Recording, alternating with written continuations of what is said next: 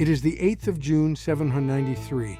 You are a monk on the little island of Lindisfarne off the coast of northern England. It is a quiet, holy, deeply boring morning. Enjoy it. Because out on the gray North Sea, some men in a boat have just decided that today, your morning ends early. Welcome to Filthy History. Today's guide, how to survive a Viking raid. The short version is that you don't. The long version is considerably more entertaining. First, some good news. The men rowing toward you are not technically a nation, an army, or even a distinct people.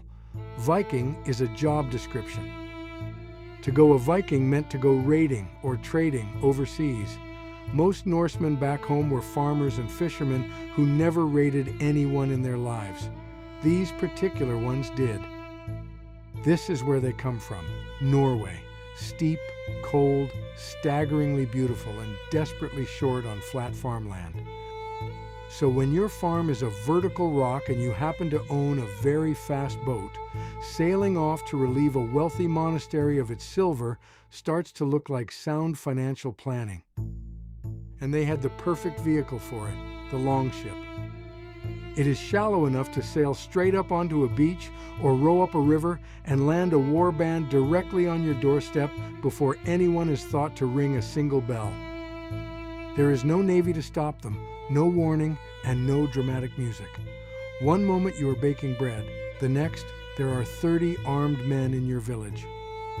Which brings us back to your monastery.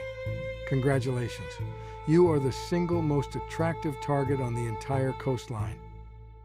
You sit right on the water. You have no walls and no soldiers, and you are, for reasons of pure faith, absolutely stuffed with gold, silver, and jeweled books. To a raider, a monastery is a shop with no staff, no locks, and a permanent clearance sale on reliquaries. The scholar Alcuin wrote that never before had such terror appeared in Britain.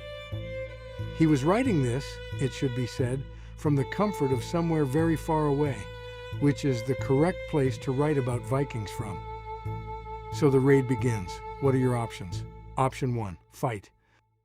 You are an unarmed monk. They are professional violence with beards.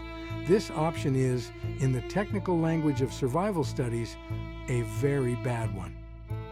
Option 2, run. Genuinely not the worst plan. The raiders want portable wealth, not a lengthy foot race after a man in a robe. If you are quick, you might actually live. Option 3, available to you only if you are a king rather than a monk. Pay them to leave. This was such a popular solution that it earned its own name, Danegeld. You hand over an enormous chest of silver and the Vikings sail away, delighted. There is only one very small flaw in this otherwise excellent strategy. You have just paid a large group of violent men to leave and informed them, in effect, that you have more.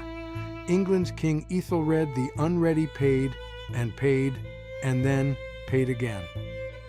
It bought him time. It did not buy him a future. It turns out you cannot, in fact, pay a problem to simply stop wanting money. Option 4, pray. Half the monastery is already doing it. Historically, the results here are what a statistician would gently call not encouraging. Now, while we wait for that not to work, let us clear up what these men actually looked like, back in the hall, over a drink. Myth number 1, the horns. Vikings did not wear horned helmets, ever. Not a single one has ever been dug out of the ground. The horned Viking was essentially invented in the 1800s by a costume designer working on an opera. The Geirmundbu helmet was a plain, round iron cap, far less fun at parties. Myth number 2, and this one stings a little. They were cleaner than you. An English writer complained that the Norse bathed every Saturday, laugardagr, combed their hair, and generally smelled fine.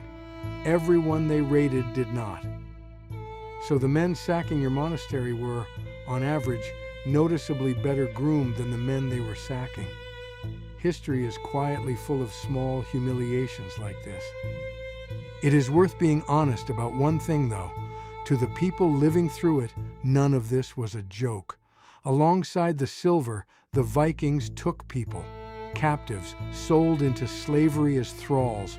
That was real, and it was brutal. But here is the part that the monks scribbling those terrified letters could never have predicted. The Vikings did not only raid, eventually they stayed. This is Jorvik, you call it York. Within a single lifetime, the raiders' own descendants are running it as a busy, prosperous, extremely normal trading town. They founded Dublin. They traded as far as Baghdad and Constantinople, and they reached Newfoundland roughly 5 centuries before Columbus got himself a boat and a reputation for it. The men who once terrorized your coast became your neighbors, then your merchants, and eventually, in a great many cases, your in-laws. The raid was simply the loud, unpleasant introduction. So, to actually survive a Viking raid, do not fight, do not stand anywhere near the silver, run inland immediately, and, ideally, be born somewhere with no coastline at all. That last one is the only truly reliable method. Alternatively, you can simply wait about 200 years for them to settle down and open a shop.